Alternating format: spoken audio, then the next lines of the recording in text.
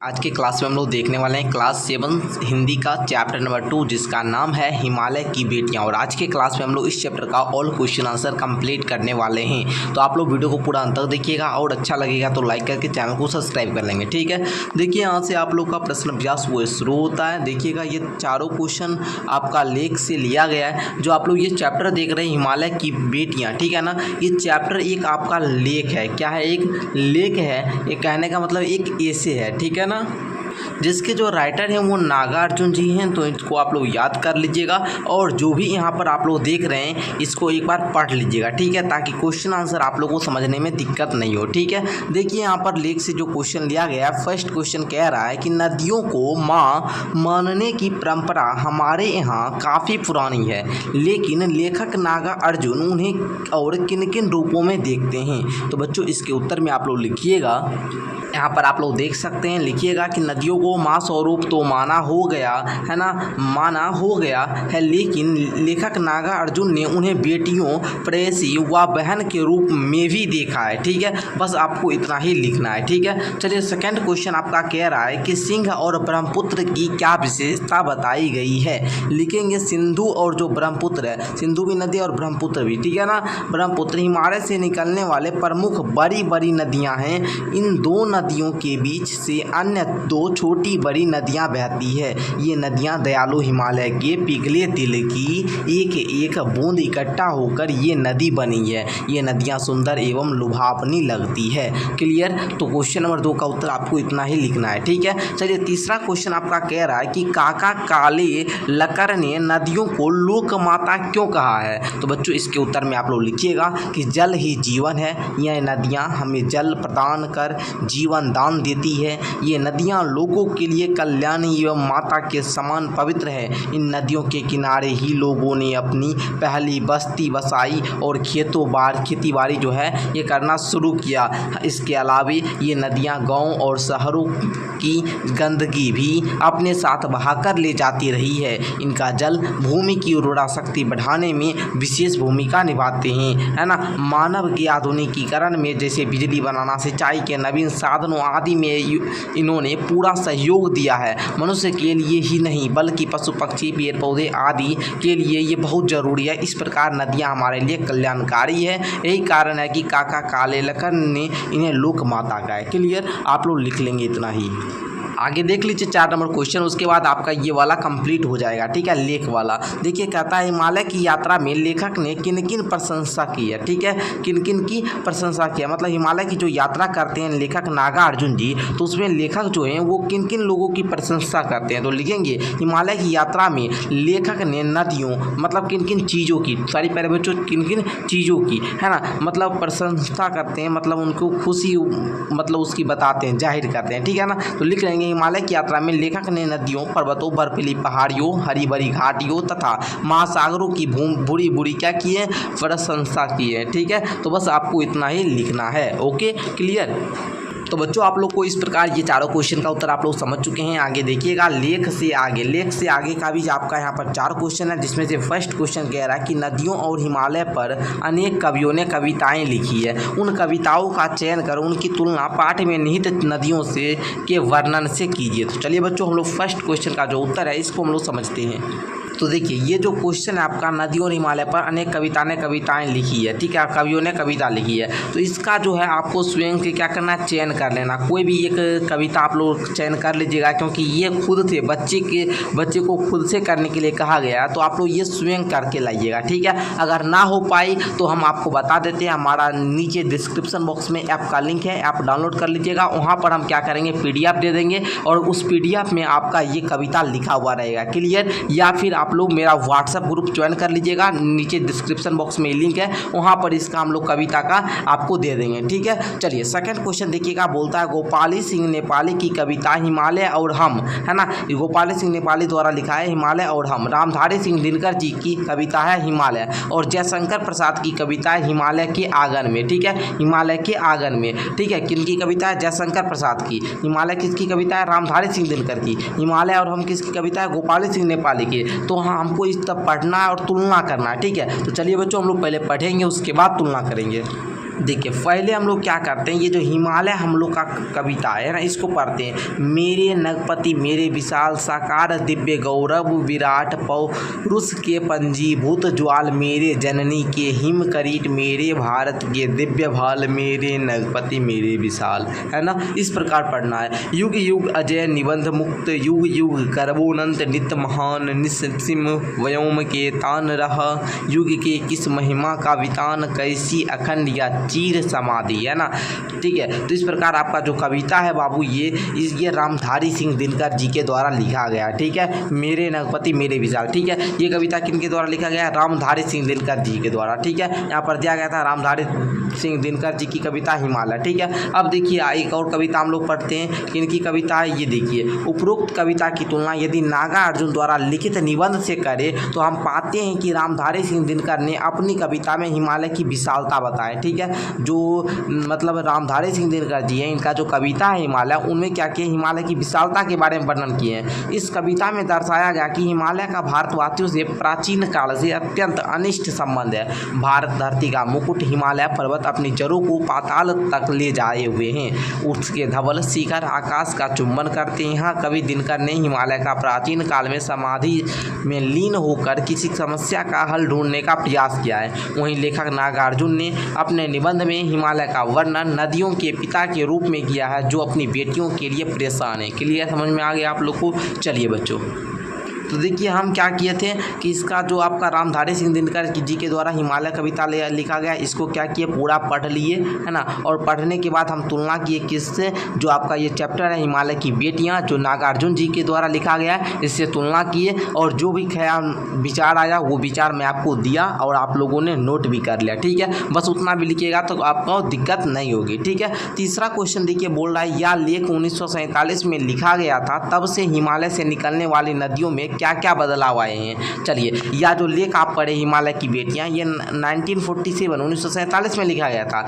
उसके बाद हिमालय के में निकलने वाली जो नदी है उसमें क्या क्या बदलाव आया, तो बच्चों आप लोग उत्तर में लिख लेंगे। 1947 के बाद आज तक नदियां उसी प्रकार हिमालय से बह रही है, लेकिन अब हिमालय से निकलने वाली नदियां प्रदूषण का शिकार हो चुकी है। अब जनसंख्या वृद्धि, औद्योगिक क्रांति, मानवीय एवं प्रशासकीय उपेक्षा के कारण नदी के जल गुणवत्ता में भी भारी कमी आई है। निरंतर प्रदूषण बढ़ता जा रहा है। जगह जगह बांध बनाने के कारण जल प्रवाह में न्यूनता हो गई, जो कि मानव अहितकारी है। गंगा जल की पवित्रता जो है ये समाप्त हो चुकी है। क्लियर, समझ में आ गया ना। चलिए बच्चों, आगे अब हम लोग देख लेते हैं। क्वेश्चन नंबर 4 को बोल रहा है, अपने संस्कृत शिक्षक से पूछिए कालिदास ने हिमालय को देव आत्मा क्यों कहा, देवात्मा क्यों कहा। ये संस्कृत का क्वेश्चन लिया गया है कालिदास वाला, तो ये हमको संस्कृत शिक्षक, और आप लोग संस्कृत आप लोग को हम ही पढ़ाते हैं तो हमको पता है बाबू, तो लिख लेंगे कि हिमालय पर्वत पर देवताओं का वास माना जाता है। ऋषि मुनि यहाँ तपस्या करने, इसलिए कालिदास ने हिमालय को देवात्मा कहा है। और जल्द ही हम आप लोग का क्लास 7 में आपको बोल रहा हूँ, क्लास 7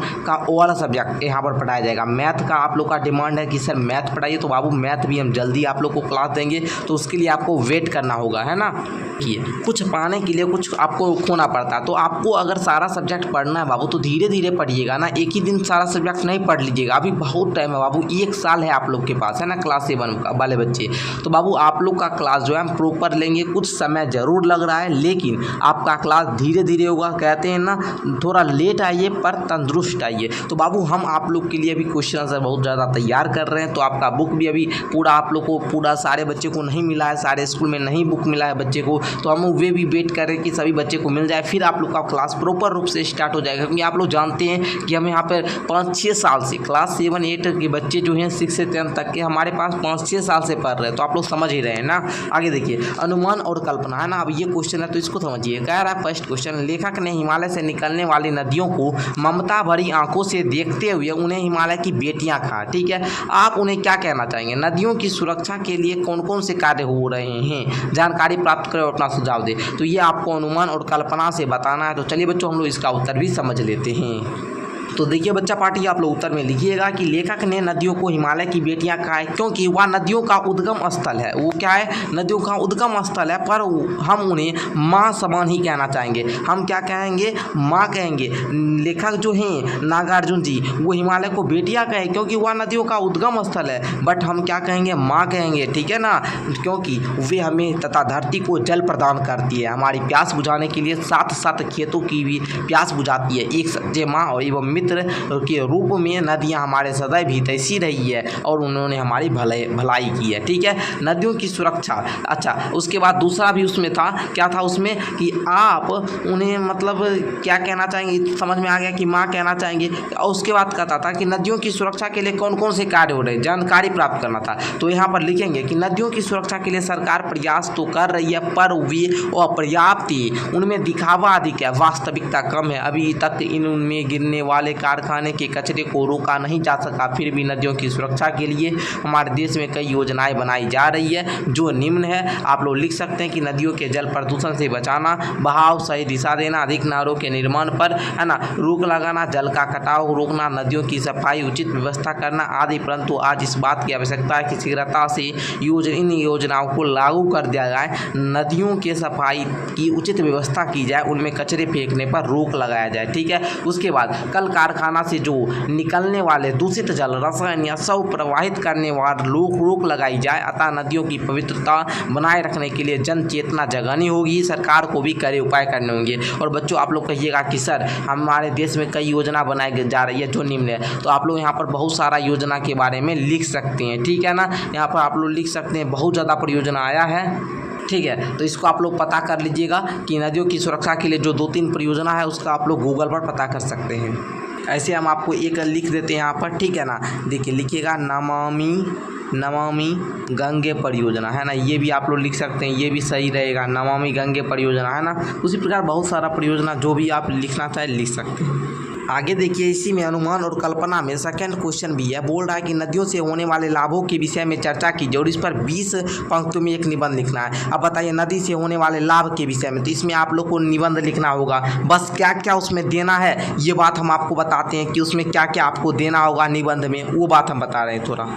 पहले देखिए, कोई भी अगर हम निबंध लिखते हैं बाबू, कोई भी अगर हम निबंध लिखते हैं तो उसका कुछ ना कुछ टॉपिक होता है। जैसे पहले हम लिखेंगे नदी से लाभ, हमको जो है पहले हमको नदी से जल प्राप्ति होता है, बांध बनाते हैं, वर्षा में सहायक, सिंचाई में महत्व, आवागमन हेतु सहायक, बिजली बनाना, ये सब आपको टॉपिक देना है। और इस सब टॉपिक के आधार पर आपको क्या करना है? निबंध लिखना है। क्या करना है बाबुआ? निबंध लिखना है। ठीक है, तो चलिए हम पहले आपको निबंध लिखवा ही देते हैं। ठीक है, निबंध हम क्या करते हैं? आपको लिखा देते हैं। ठीक है, तो आप लोग निबंध लिखने के लिए स्टार्ट हो जाइए। लिखिए, नदियां हमारे जीवन का आधार है। बर्फीले पहाड़ों से अस्तित्व पाकर धरती के धरातल पर बहती हुई नदियां अपने सुधा रस रूपी जल असंख्य प्राणियों को प्रदान करती है। प्राणी मात्र की प्यास बुझाने के अतिरिक्त नदियां धरती को उपजाऊ बनाती है, आवागमन का साधन है। इन पर बांध बनाकर बिजली उत्पन्न की जाती है।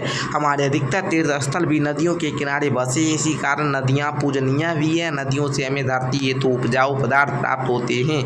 ये वनों को सींचती है, वर्षा लाने में सहायक होती है। अनगिनत जीव इनसे जीवन पाते हैं। नदियों के किनारे गाँव का बसेरा पाया जाता है। गाँव के लोग अपनी छोटी बड़ी सभी आवश्यकता जैसे सिंचाई, पानी पीने, कपड़ा धोने, नहाने, जानवर हेतु नदियों को जल ही प्रयोग करते हैं। ठीक है, और भी लिख सकते हैं। अंत में यही कहा जा सकता है कि नदियाँ हमारी संस्कृति की पहचान है, इन्हें दूषित नहीं करना चाहिए क्योंकि हमारा जीवन इन्हीं पर निर्भर है। इस प्रकार आप लोगों को क्या करना था? निबंध लिखना था, जो कि मैंने दे दिया और आप लोगों ने नोट भी कर लिया।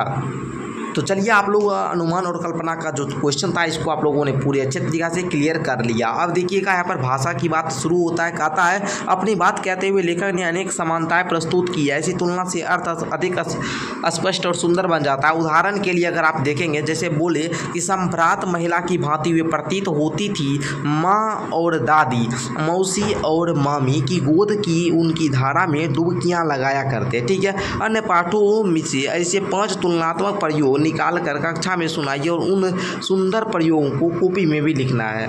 सुनाना आप लोग को है, लेकिन हम आप लोग को अन्य पाठों से हम आपको देते हैं। जैसे बोलिए, लाल किरण सी चोंच खोल चुगते तारक अनार के दाने, उन्होंने संदूक खोलकर एक चमकती सी चीज़ निकाली, सागर की हिलोरों की भांति उसका यह मादक स्वर गली भर के मकानों में उस ओर तक लहराता हुआ पहुंचता और खिलौने वाले आगे बढ़ जाता है।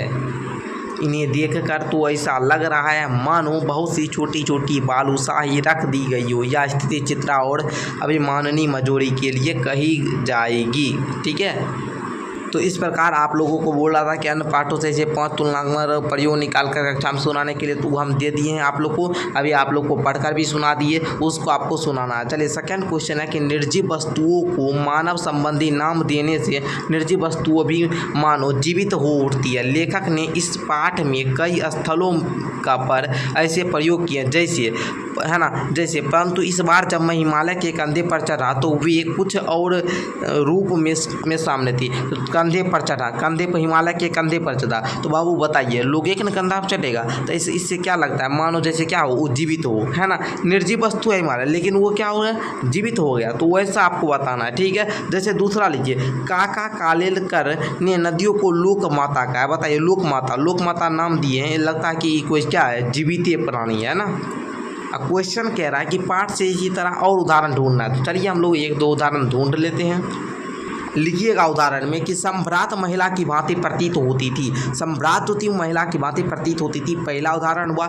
दूसरा, इसका उछलना कूदना खिलखिलाकर हंसते जाना, इसकी भाव भंगी या उल्लास कहाँ गायब हो जाता। ठीक है, उसके बाद माँ बाप की गोद में नंग धड़ंग होकर खेलने वाली इन बालिकाओं के रूप में पिता का विराट प्रेम पाकर भी अगर इनका मन अतृप्त ही है तो कौन होगा जो इनका प्यास मिटा सकेगा। बूढ़े हिमालय की गोद में बच्चियां बनकर ये कैसी खेला करती है। ठीक है, हिमालय को ससुर और समुद्र को उसका दामाद कहने में कुछ भी झिझक नहीं होती है। बस इतना आपको लिखना है। ठीक, क्लियर। अभी जो लाइन मैंने पढ़ा था उसको आप लोग को क्वेश्चन नंबर 2 के उत्तर में लिखना था। आइए तीसरा क्वेश्चन आप लोग देखिए, बोल रहा है पिछली कक्षा में आप विशेषण और उसके भेदों से परिचय प्राप्त कर चुके हैं। नीचे दिए गए विशेषण और विशेष का मिलान कीजिए। विशेषण क्या होता है बुआ, एक बार थोड़ा सा नज़र दीजिएगा। जो शब्द संज्ञा और सर्वनाम की विशेषता बताता है उसको हम लोग विशेषण कहते हैं। संज्ञा क्या होता है, जो नाम को संज्ञा कहते हैं और संज्ञा के बदले में आने वाले शब्द को सर्वनाम कहते हैं। संज्ञा जैसे राम है ना, राम एक लड़का है ना, हम राम ना कहकर वह बोल दिए तो राम के बदला में वह आया तो वह सर्वनाम हो गया। और जो संज्ञा और सर्वनाम इन दोनों की विशेषता बताएगा उसको विशेषण कहेंगे। जैसे राम सुंदर है, राम क्या है, राम सुंदर है, राम क्या है बाबू, सुंदर है, तो राम की विशेषता क्या हुई, सुंदर की, तो ये सुंदर शब्द क्या होगा, विशेषण होगा। ठीक है, ये बात आप लोग समझ गए। विशेषण बेसिकली 4 प्रकार के होते हैं, आप लोग पिछले कक्षा में नहीं पढ़े हुए होंगे इसलिए हम यहाँ पर रिवीजन करवा दे रहे हैं। ठीक है, विशेष क्या होता है आप लोग जान रहे हैं ना, जो विशेषण की विशेषता बताता है उस विशेष तो जाते हैं। ठीक है, जैसे मूसलाधार बारिश, मूसलाधार बारिश होगी तो मूसलाधार की जो विशेष होगा क्यों, वर्षा, है ना। जो विशेषण की विशेषता मतलब जैसे राम सुंदर है, राम क्या है बाबू, सुंदर है, तो सुंदर कौन है, राम, है ना, सुंदर कौन है, राम, तो राम क्या हुआ, विशेष, सुंदर क्या हुआ, विशेषण। तो इस प्रकार आप लोग समझिएगा। ठीक है, उसी प्रकार घना जंगल, सम्भ्रात महिला, है ना, समतल आंगन, चंचल नदियाँ, इस प्रकार आपको मिलान करना है। तो मिलान कर लेंगे ना। चलिए, अगर स्क्रीनशॉट कोई बच्चे लेना चाहेंगे तो ले सकते हैं। घना जंगल, समतल आंगन, चंचल नदियाँ, सम्भ्रात महिला, स्क्रीनशॉट ले सकते हैं। क्लियर हो गया ना। चलिए आगे बढ़, देखिए आगे का आता है द्वंद्व समास के दोनों पद प्रधान होते हैं। पिछले का मतलब जब चैप्टर 1 हम करा रहे थे तो उसमें भी बताए थे कि द्वंद्व समास उसको बोलते हैं जिसका दोनों पद प्रधान होता है और इसके बीच में जो होता है एक योजक चिन्ह होता है। ये बात बताए थे ना, राजा रानी, इसके बीच क्या है, योजक चिन्ह। तो ये क्या है, द्वंद्व समास, दोनों पद क्या है, प्रधान है। और ये द्वंद्व समास का मतलब क्या हुआ, और द्वंद्व समास का मतलब क्या हुआ, और राजा और रानी। पाठ में कई ऐसे उदाहरण है तो आपको क्या करना है, खोजना है। तो चलिए हम लोग खोजते हैं। लिख लेंगे यहाँ पर छोटी बड़ी, भाव भंगी, माँ बाप। इस प्रकार से आपको क्या करना है, उदाहरण लिख लेना है। ओके, उदाहरण लिख लेंगे। क्लियर। चलिए आगे देखिए, नेक्स्ट क्वेश्चन नंबर 5 कहता है कि नदी को उल्टा लिखने से दिन होता है। जैसे देखिए नो दो दीर्घिकार दी, अब हम दो दीर्घिकार को पहले लिख दिए और इस नौ को बाद में लिखेंगे, मतलब उल्टा लिखेंगे तो ये दीन हुआ, जिसका अर्थ होता है गरीब। दीन है मतलब गरीब है। आप भी 5 ऐसे शब्द लिखिए जिसे उल्टा लिखने पर सार्थक शब्द बन जाए। प्रत्येक शब्द के आगे संज्ञा का नाम लिखिए, जैसे नदी और ये दीन। और नदी से जो दीन बना ये कौन सा संज्ञा हुआ? भाववाचक संज्ञा। दीन कौन सा है? दीन बाबू कौन सा संज्ञा है? भाववाचक। ठीक है, भाववाचक संज्ञा कहते हैं किसे? जिसे ना देखा जाए ना छुआ जाए, सिर्फ क्या किया जाए बाबू? अनुभव किया जाए। ठीक है, तो आप लोग क्लियर समझ गए। तो ऐसे आप लोग लिखेंगे यहाँ पर रात, इसको उल्टा करने पर तार हो गया। ठीक है, तार का पौधा भी आप लोग देखे होंगे। जाता ताजा, ताजा खाना। भला लाभ, राही हीरा, नव वन, नमी मीन, नशा शान, लाल लला, है ना। इस प्रकार आप लोग लिख लेंगे। ओके, आगे देखिएगा बुआ 6 नंबर क्वेश्चन क्या कह रहा है। क्वेश्चन नंबर 6 कह रहा है कि समय के साथ भाषा बदलती है, शब्द बदलते हैं और उनके रूप बदलते हैं। जैसे बेतवा नदी के नाम का दूसरा रूप वेत्रवती है। नीचे दिए गए शब्दों में ढूंढकर इन नामों के अन्य रूप लिखे, जैसे सतलुज, है ना, सतलुज है, गलत लिखा है ना। अच्छा चलिए, तो उसका सतलुज, रोपर, झेलम, चिनाब, अजमेर, बनारस, इसका अन्य नाम लिखना था। तो देखिए सतलुज का लिखेंगे सतद्रुम। ओके, सतद्रुम। ओके, रोपर का लिखेंगे रूपपुर। ठीक है, झेलम का लिखेंगे वितस्ता, है ना, वितस्ता। चिनाब का लिखेंगे बिपाशा। अजमेर का लिखेंगे अजमेरू। बनारस का लिखेंगे वाराणसी। इस प्रकार आप लोग का अन्य नाम वाला भी कंप्लीट हो गया। ठीक है, जैसे हमारा कोई बच्चा हमको आदित्य सर कहता है ना, कोई प्यारे बच्चे हमको आदित्य सर कहता है। जैसे आप ही के एक हैं दिव्यांशु सर, है ना, तो उनको कोई प्यारे बच्चे देव सर भी कहता है, कोई हमको भी देव कह देता है। तो बाबू सबका उपनाम, जैसे आपको कोई क्या कहता होगा? रामू कहता होगा, और कोई आपको जो है बाबू वो क्या कहता होगा? छोटू कहता होगा। तो ये आपका उपनाम हुआ, दूसरा नाम, है ना। उसी प्रकार सतलुज का सतद्रुम, रोपर का रूपपुर, झेलम का वितस्ता, चिनाब का बिपाशा, इस प्रकार लिखेंगे। और हिंट दिया ही गया था, इसमें से खोज कर लिखना था, तो हम लोग लिख दिए। आगे देखिए, उनके ख्याल में शायद ही यह बात आ सके कि बूढ़े हिमालय की गोद में बच्चियां बनकर ये कैसे खेला करती है।